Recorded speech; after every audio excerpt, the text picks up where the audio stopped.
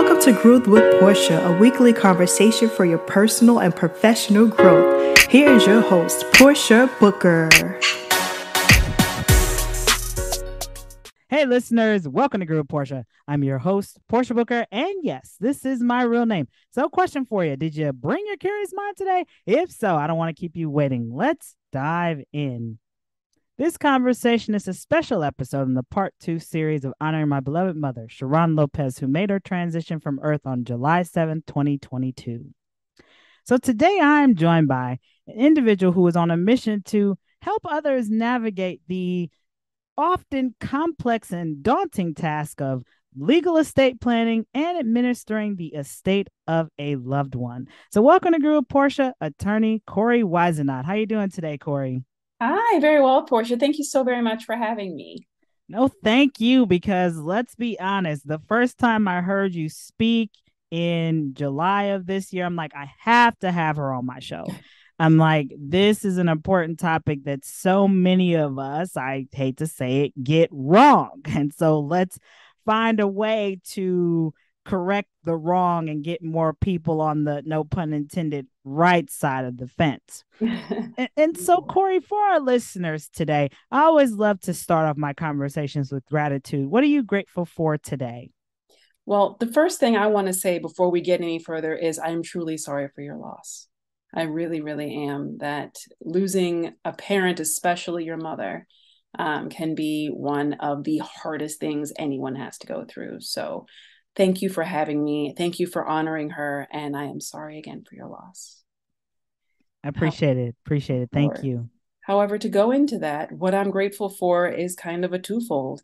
One is that I have the God-given ability to do this job, that that I could, be working anywhere, which is awesome.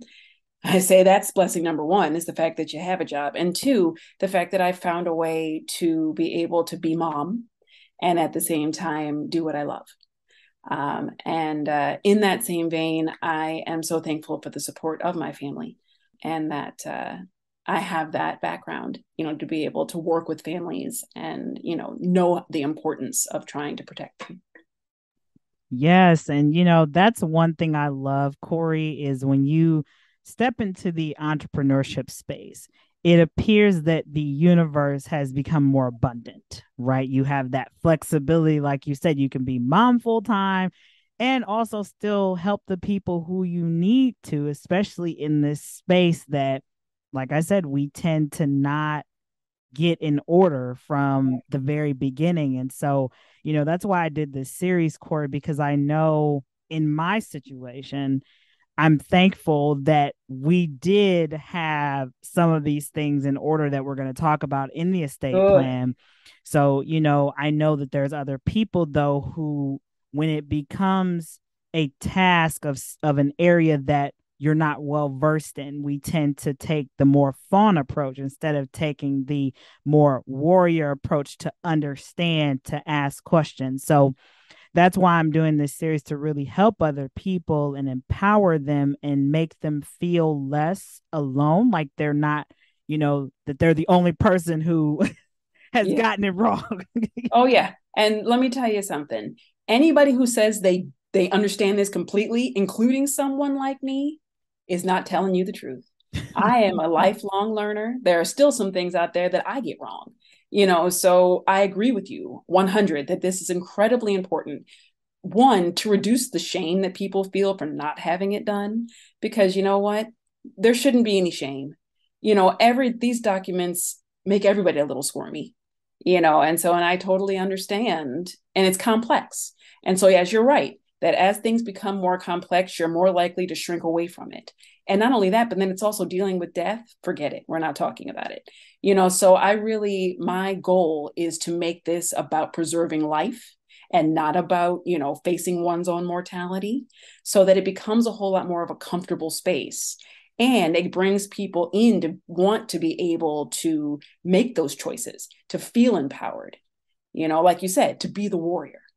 That if I can help at least one person a week, if not one person a day, that would be awesome. Just even if they're not coming to me for documents, just to hear what can be done, what choices can be made, and not feel the fear or the shame that might come with it. Oh, yeah. And you take a risk. You take a risk from not taking action, truthfully. Exactly. I literally just had this conversation with another friend of mine about that. Like, we talk about how we want change, but let's be honest, change is twofold. If you take a risk, or, if you want change, you take a risk. And if you don't want change and not take a risk, you still take a risk. Yes, you do. Yes, you do. It's that simple.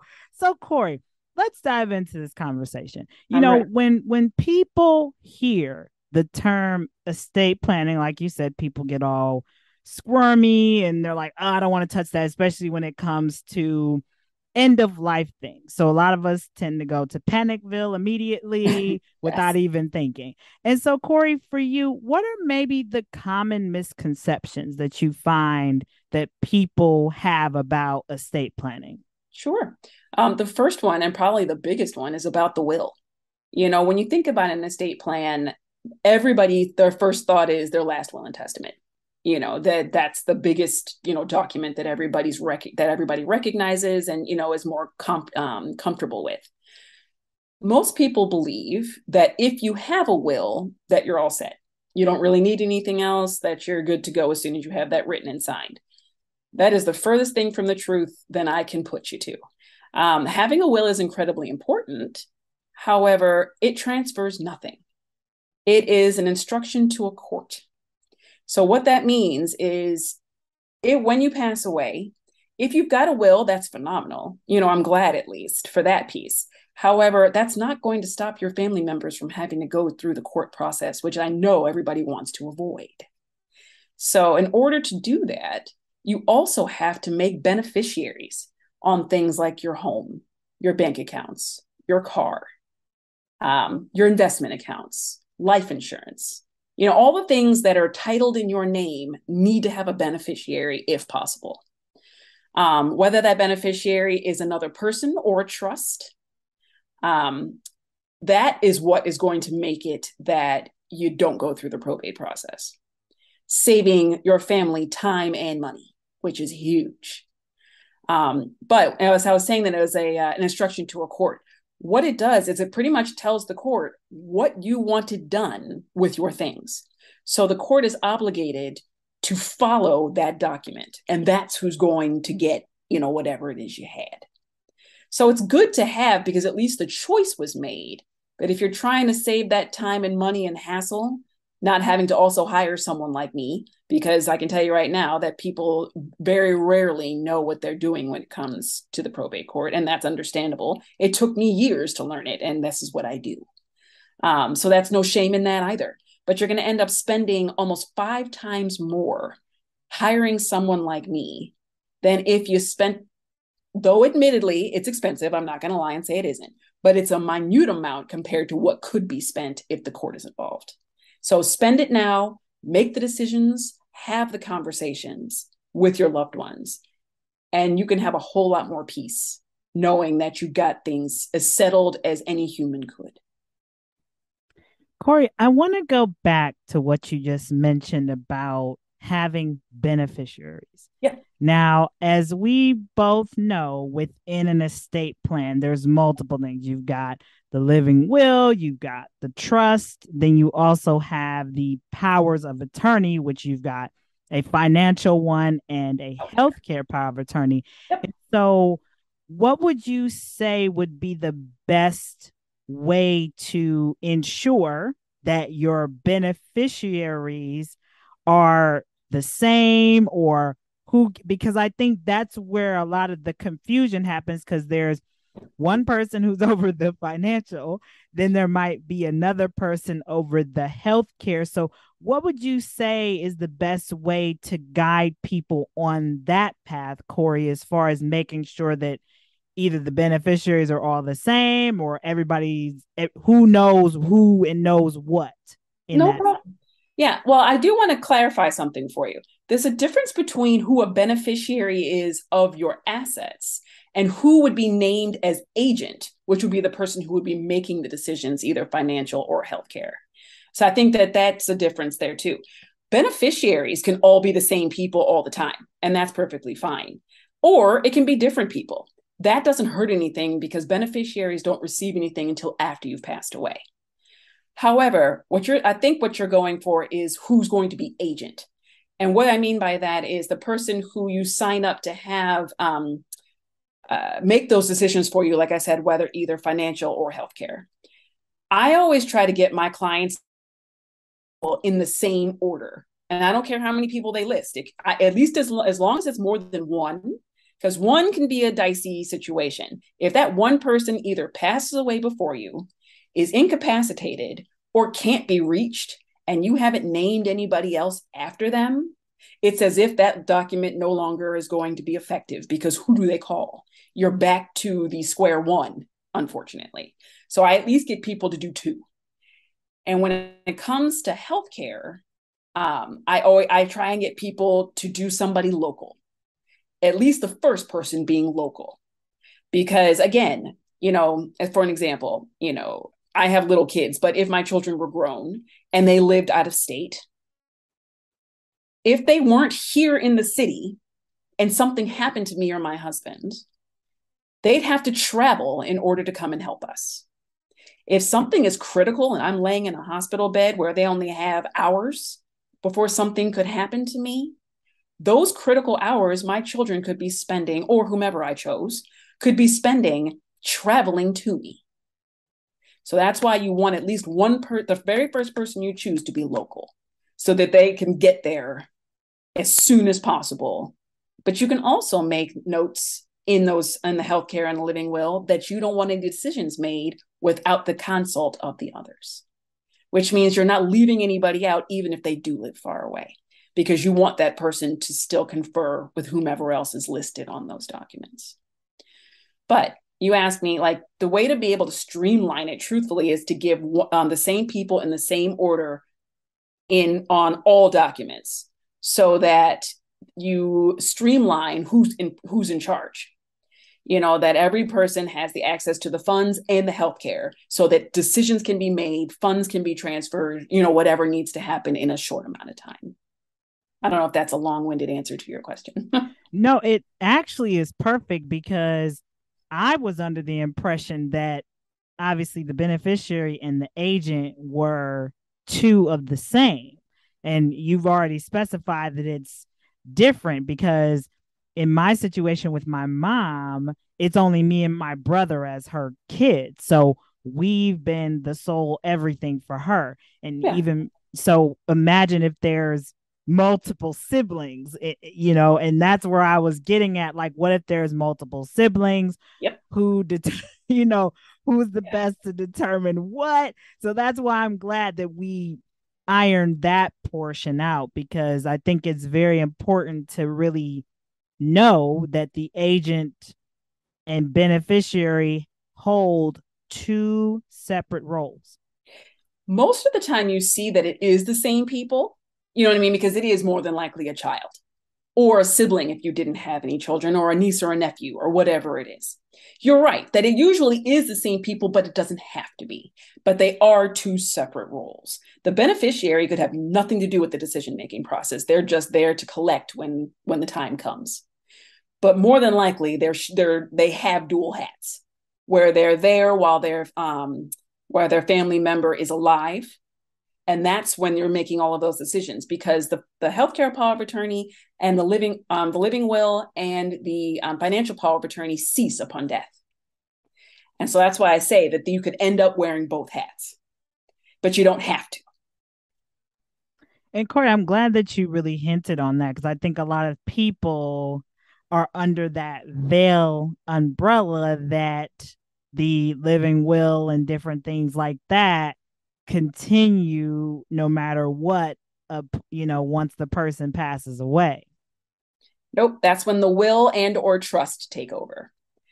So your executor or your successor trustee, or both. Usually you'd want to make it one and the same person, because again, you're going to end up with, competing roles. Or when they take over and the other agencies end. So that's why we say that we want to make sure that you've got all of the documents in place. that I truly believe in the power of all of them working together. Because if you don't have one, or you don't have the other, or whatever it is, you've got a hole in your estate plan. And that hole could have devastating consequences. So I try not to have people do that. Oh yeah, I mean, and you're right. I mean, you want to make sure that everything is solid, one streamlined process instead of who's searching for this, Exactly. who's searching for that, like in the event of a medical emergency, who's Right. the POA, like you want to just know that information right off the bat. And Yeah. Kori, for our listeners who are tuning in, if they are interested in connecting with you and learning more about your services and working with you, is there a website or social media handle you can share with us today? Sure can. Yep.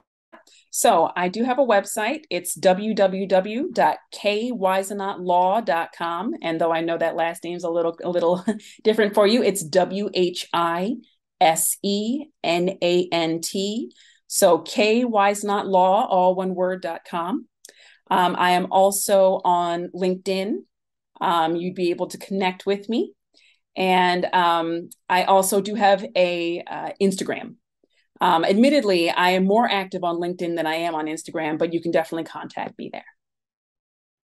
Excellent, excellent. So you can all definitely connect with Kori at your leisure. You definitely want to make sure that your paperwork and life orders are together. So Yes. Kori, I gotta ask this. I mean, like what I mentioned in the beginning, being an entrepreneur gives you so much flexibility, but sometimes it's too much to the point where you get where I'm going with this. We neglect certain things. And so, can you maybe, Kori, shed some light on estate planning for your business? Like, what transpires if you pass away and your estate plan does not include your business? What does that look like, and how can entrepreneurs prepare themselves to make sure their business goes on when they transition? Sure. No, that's an incredibly important topic. So thank you so much, Portia, for asking. Yes, estate planning for business owners is even more important, because you're not only dealing with your personal side, but you want to make sure that your business carries over or is terminated if that's what you choose. I'm a sole practitioner. So it makes it a little bit easier because I can write everything into my own will. And I've given my executors, the first one being my husband, to be able to just terminate my business. That he would be able to contact my clients, and be able to let them know that I've passed away. But because I'm also an attorney and he's not, though he would be the one to contact people, he can't wrap up any business that they may have, that they may need, that I didn't get to finish. So I also have two of my fellow colleagues and friends who are estate planning attorneys that have agreed to be the people to wrap up any outstanding documents, any outstanding probate work, in my stead. But I didn't want them to have to call all of my clients, you know what I mean, knowing that they'd have to hear from my husband, that I'd passed away. So I have shown both the two of them as well as him where my client contact list is. I have it as an Excel sheet, in my computer. And they are able to, contact my clients in the event of my passing. However, the biggest thing is you want to make sure that you have a successor or a termination plan labeled in your will or in your trust or in both places, because that's really what's going to help the person who's coming behind you to know exactly what your wishes are. The other piece is, the biggest piece of all estate planning in general is you've got to have the conversations with those who are listed in those documents. They need to know what your wishes are, where to find this binder. Like I give my clients binders, where this binder is. Let them have a chance to question you. The thing that makes people hostile after someone passes away is usually because they don't know why a person felt the way they felt or why they made the choices they felt. and the choices they made. So that causes feud with the people that are around them because they can't get angry at the person who passed away. Let someone, if your children or your nieces, nephews, siblings, whomever, if they have an issue with what you feel, let them have an issue while they can still talk to you. I'm not saying that those feelings won't be there, and I'm not saying that it won't be pleasant, but you can eliminate the strife and conflict that can occur after your passing by having those conversations early. So that's really my biggest thing, is that yes, documents are needed, documents are there, but they are worthless if the people who are in them don't know what to do with them. Oh, 100%, Kori. I can say from personal experience, my mom has told me and my brother since I was a teenager that she wanted to be cremated. Don't put all that money in the ground. And we've known. So for us, it wasn't a daunting task when it came to my mom transitioning, because we already knew her wishes and it was seamless. The only thing we just had to do was get her cremated and keep it moving. Yep. Same here. My parents did the same thing, and my husband and I know what each other wants. So I definitely understand you. And Kori, that kind of leads to another question. You mentioned about making sure that all the people are on board, right? Mm-hmm. And so how often should you revisit and update your estate plan? Because I think sometimes that slips through the cracks, because it seems that every year we get a little busier, social media gets a little crazy, if you got kids, their schedules. So how often, or what's the best route to recommend, or I would say, what's the best way to really make sure that your estate plan is updated however many years? What do you recommend, Kori? Sure. So I actually take that worry off of my clients. I keep a list because every 3 to 5 years, your powers of attorney go stale. And what I mean by that is places such as a bank, the hospital, your doctor's offices, your investment firms, if you have investments places, could consider anything written over 5 years ago not to be valid anymore, because they want to make sure that your wishes haven't changed, because that's dealing with your money, dealing with your life and death situations. And they don't want anybody that you may have written off in those last 5 years to be the people who make those decisions. And so in order to protect, the person who is now unfortunately unconscious on this table, they are making sure that those documents are up to date. And so what I do for my clients is, through my master list, I put a date on there 3 to 5 years from now that I'm going to call them and say, hey, remember me? Nice to see you again. Do you remember me telling you at our document signing that, every 3 to 5 years we need to get that updated? Well, your time has come. Let's make an appointment to be able to sit down and look at these documents.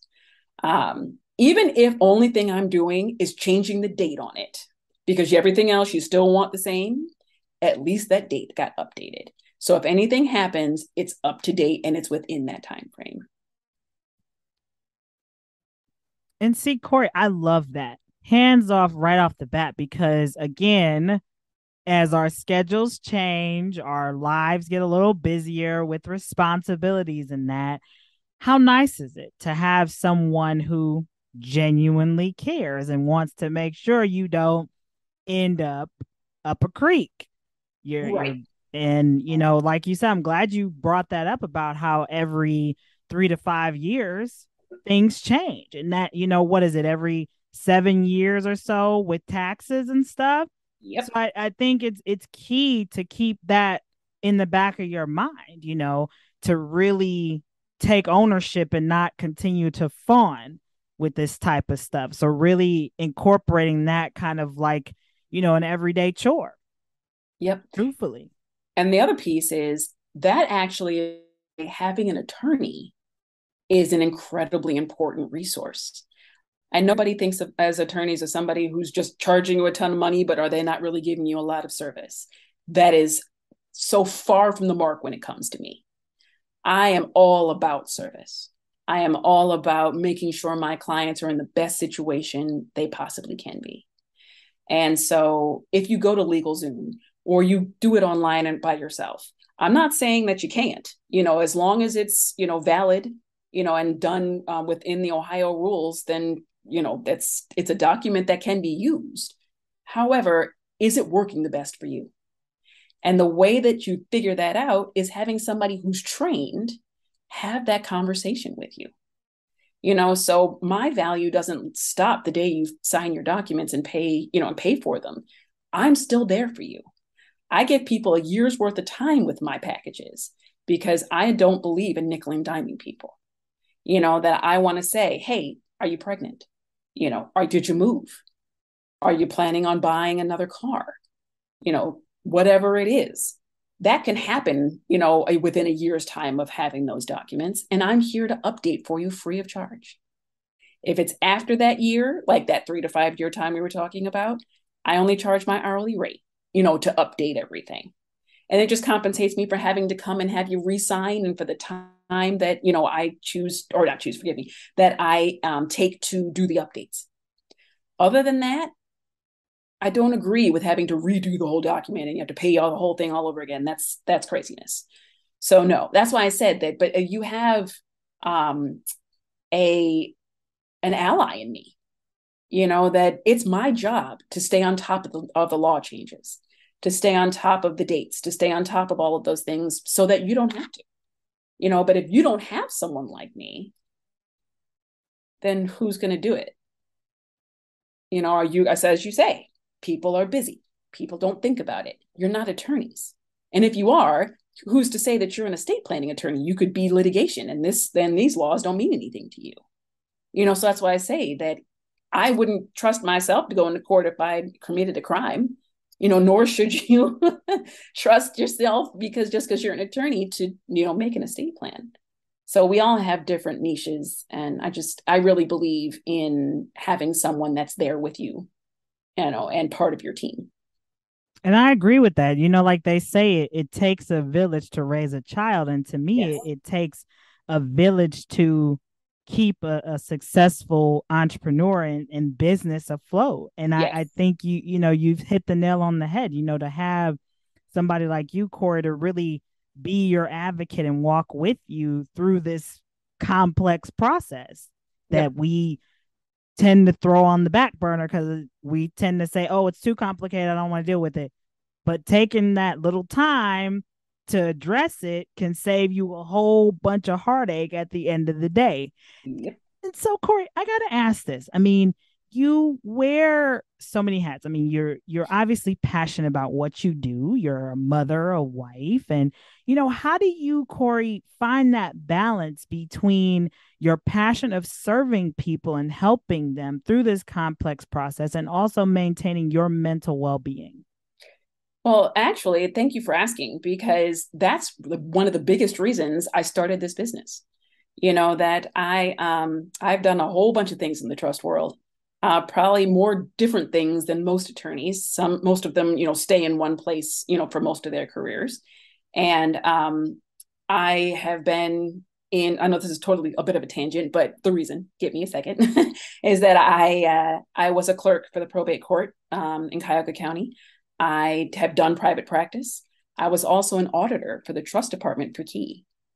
And now, I do estate planning for myself. And the pandemic is really what did it to me. That I had a second grader and a 9-month-old son. And I was an auditor that needed to be at my desk for 8 hours a day. And I had them all at home with me because everything was shut down. And I was losing it, talking about mental health. Like I could not wear all of those hats and have it all sitting on top of me, all in one day. And so my husband and I said, you know what? I've always talked about, starting my own firm. And maybe now is when God says it's time for me to do it. That this pandemic doesn't have to, it had a good silver lining for me. So I quit my job and I have not looked back since. That I miss my colleagues. I love them, but they all support me. And some of them has even become my clients. They all support me in my choices. And, I really loved being able to do my job while my kids are at school. That from 9 to 3 o'clock, I'm in work mode.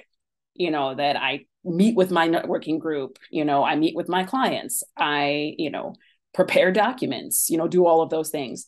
But I am allowed at 3 o'clock to turn it all off unless someone needed something in the afternoon, and then I can make arrangements, but it all comes down to when my kiddos walk in the door, we get to play on the floor.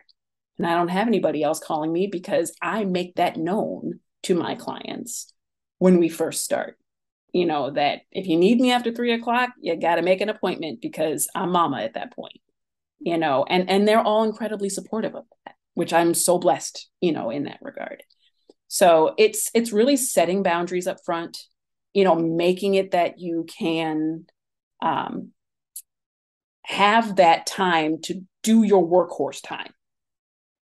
But when you need to do family time, you need to do family time, and not let it blend. Of course, there are days where I'm up until 3 o'clock in the morning, and who isn't, but for the most part, exactly.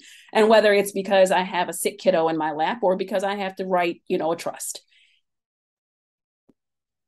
But you just have to have that balance. And so I am incredibly fortunate that I'm able to have found it. This is about as close to a stay-at-home mom as I'm going to get and still get to do what I love. So it's good. And I love that, Kori. I thank you for your transparency because you're right. I mean, COVID really was a silver lining for me too. I mean, for a lot of people, if you saw the shutdown, you found that there was a way up in your own personal and professional growth. So I really thank you for, sharing that because so many people took advantage of the time. And, when our heart wants something, we just got to jump for it, is how I look at it. We can't continue to be on the hamster wheel of comfort when we're really uncomfortable. So again, I thank you for sharing that. Kori, I knew this conversation was worth the wait. And I thank you so much for coming on. We're going to be wrapping up here soon, Kori, and you've left us for one with so much wisdom and ways for us to really take ownership of our life in its entirety and really not be afraid to step into the arena of the unknown. And so, Kori, for our listeners today, what words of inspiration can you leave with our listeners today? Whether it's someone who was once in your shoes, who is now pivoted on to their own endeavors, or if it's someone who was like me, who, is learning how to really navigate the complexity, but really wants to be proactive instead of reactive when the whole ceiling has fallen down. What words of inspiration, Kori, can you leave with our listeners today? Sure. So I think it's these words can be used either for entrepreneurship or estate planning. First, don't be afraid not to know what you don't know. That a lot of people feel a lot of shame, for not understanding something. And there's no shame in not knowing. There's only shame in continuing to act as if you know when you don't. Also, take the plunge when you're scared. Courage is not the absence of fear. It is doing what you need to do scared. And also, don't wait. I say, because when you wait and when you procrastinate is when things can blow up in your face. And so that's, like I said, true for life and for estate planning. You need to get in on the ground floor. And I'm here to help you. You don't have to do it alone. So if you need anything out there, listeners, thank you for listening. Feel free to give me a call. Portia can send you my phone number and my information. That's perfectly fine. And I look forward to talking to you. Yes. So true, Kori. I mean, we think that we're alone in the boat of the unknown. And when we're not sure, we reach a certain age when we're adults where we think we have to know everything. But I think we need to return to that student for life approach with everything in our life, no matter what. And we'll always learn that you're not alone, that somebody else has screwed up too. But that's how we learn, right? That's how we grow and elevate. And growth is essential for you to really position yourself to get into the arena, into the level of your life that you want to be in. Yes, indeed. So everybody, that was Attorney Kori Whisenant that you heard from. And that concludes another episode of Grew with Portia on this Motivation Monday. Thanks for listening and have a fantastic week, everybody.